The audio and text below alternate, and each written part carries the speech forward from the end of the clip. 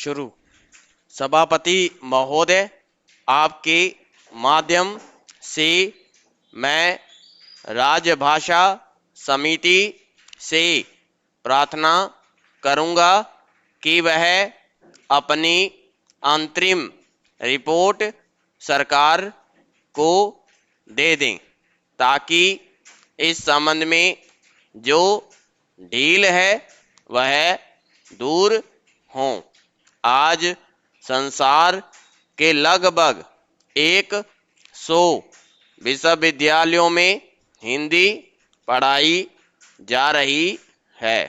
दूसरी ओर हमारे देश में हिंदी या क्षेत्रीय भाषा नहीं पढ़ाई जाती है।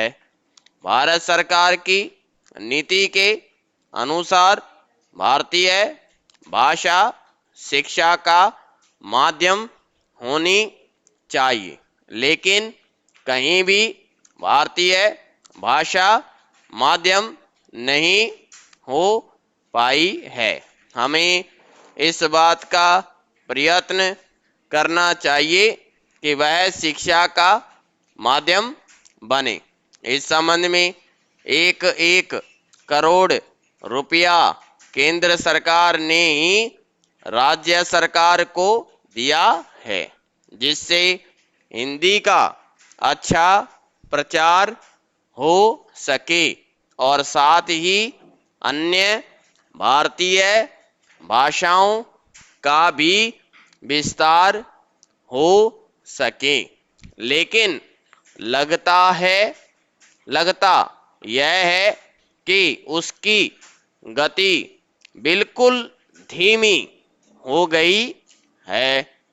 इसकी जांच पड़ताल होनी चाहिए। हमें इस बात का पता लगाना चाहिए कि यदि गति नहीं आई तो क्यों नहीं आई और इस संबंध में क्या व्यवस्था की जानी चाहिए। पैरा।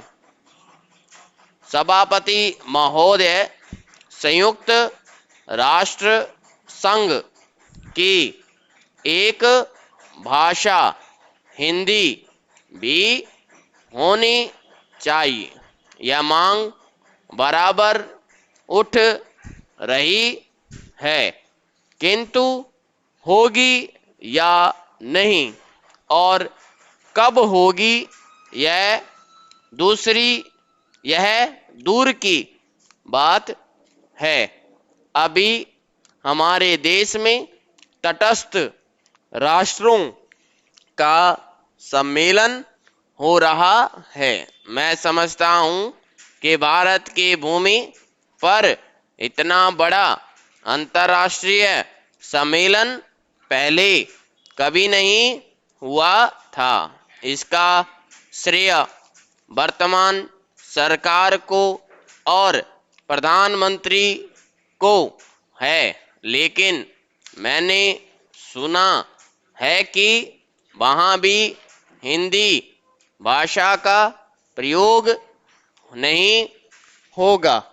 केवल 4 भाषाओं की व्यवस्था की गई है। यदि यह सूचना गलत है तो बहुत अच्छी बात है। हिंदी की व्यवस्था होनी चाहिए। यदि ऐसी व्यवस्था नहीं हुई तो प्रतिनिधि बाहर से आ रहे हैं, वे क्या सोचेंगे। जिस देश की अपनी भाषा नहीं होगी उसकी क्या उन्नति हो सकती है। इसमें भारत के ही नहीं बल्कि बाहर के प्रतिनिधि आ रहे हैं। उनमें से बहुत से हिंदी जानते हैं। मैं सरकार से कहना चाहता हूं कि हमारे पास सुविधा है और साधनों की भी कमी नहीं है। इसलिए मैं सरकार से कहता हूं कि कम से कम तटस्थ राष्ट्रों के सम्मेलन में हिंदी की व्यवस्था होनी चाहिए। मैं यह भी कहना चाहता हूं कि हिंदी के संबंध में जो कानून बने हुए हैं उनका पालन भी अवश्य होना चाहिए। पैरा।